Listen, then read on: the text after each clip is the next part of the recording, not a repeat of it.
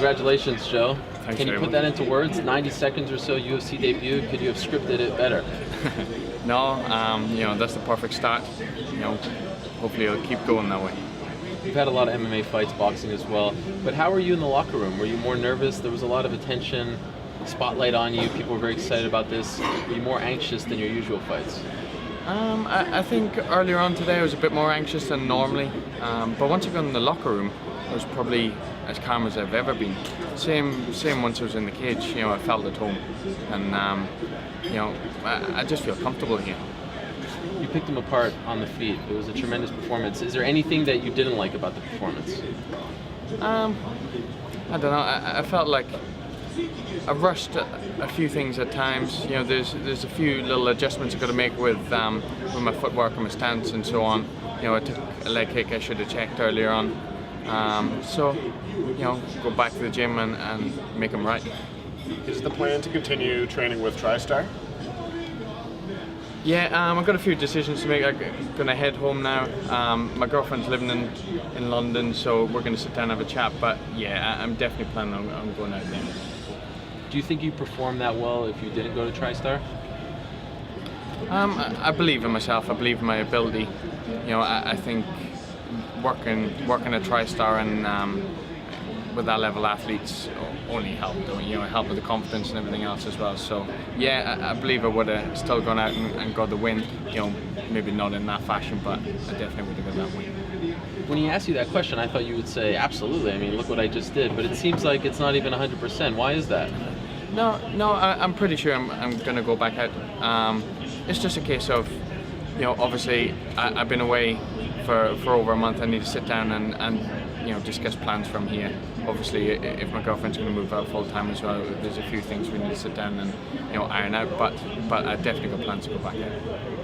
I think a lot of people, you have that connection to Conor. Now that you have a win in the UFC and your career has begun, would you like people to, it's almost like your nickname has become the last man to beat Conor McGregor. Are you getting annoyed about that, or do you feel like now you're creating your own history? This is only the start for me. This Sure. is the start of my UFC career. So, I said it before in other interviews, it's my job to, to create my own path, and this is what I got to do. This is the start of it. Are you fine with that, though? Are you fine that it's always mentioned before they say your name? Yeah, it comes with the territory. Obviously, look how well Conor's doing. I expect that. He's fighting for the world title against Jose Aldo. So people's going to make a big deal of it, even if it was 4 or 5 years ago. So, it's no big deal to me. To be honest, it's all in the past. I'm looking forward. I'm not looking backwards. Do you want to be put on the fast track? Like, do you want to be rushed into that, big slot on a card, or do you want to take this slow? I'm just going to do as I'm told. I'm here to fight. I'm not here to ask questions. Whoever's put in front of me, that's where I got to be. I think some people might forget that you're not in the same weight class. In the back of your mind, though, that's the money fight, right? So what are you thinking? Is there a chance you could go to 145? Do you need to wait for him to go to 155? Like, that's the fight I think everyone is anticipating.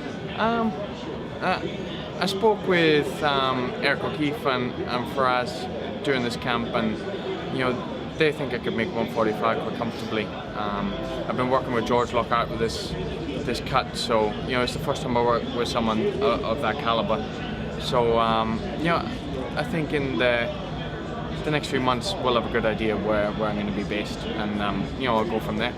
So there's a chance your next fight's at 145? Is that Yeah, there's a chance. Nothing's definite. Right.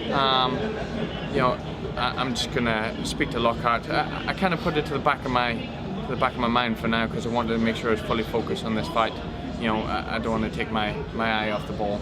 So now that's over, again, when I get backstage, I'll have a sit down with Faraz. We'll have a little chat about it, and hopefully I'll get to speak to George later on as well, and we can discuss it as well. Can I ask more? Okay, I'm going to keep going. Is there an opponent, regardless of the weight class, that you like next? Not particularly. No, that's it. I'm not a massive, follower of every fight ins and outs.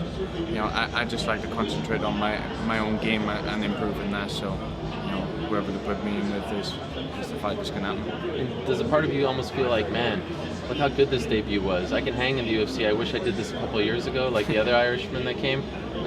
No, I believe this came at the right time. You know, I think my boxing had a big part to play tonight, and you know, I think that was a massive factor. So I'm glad I took the time out, and now I'm back. I'm gonna be at it 100%, and I'm just gonna bring my game to a whole new level. It seems like whenever Conor fights, of course, and Paddy, and to a degree, Hall, they get a lot of media attention in Ireland. We even see a lot of European media. But I'm looking around, I don't see those people here. Do you get that same kind of love, or is it an SBG thing? What is it? Why don't you get that same kind of attention? No, I suppose I get the attention. It's more phone interviews and all that type of stuff.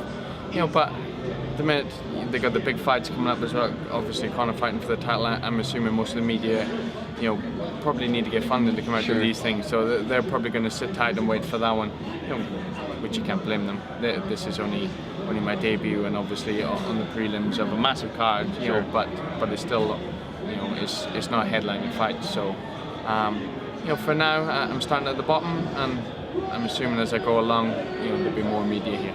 But they were showing you the love. They were still covering you. Yeah. That's it. I can't fault the media back home. They're all good as gold. Anything I need, or anytime I need an interview, or you know, whatever, they're good as gold. And just one more. You have a few European cards coming up. The UFC have European. Poland is probably booked, but there's Scotland coming up, which is relatively close to home. Do you prefer to fight here in the States, or do you want to fight on a European show? Because sometimes, you know, the European fighters get a lot more love and attention on those.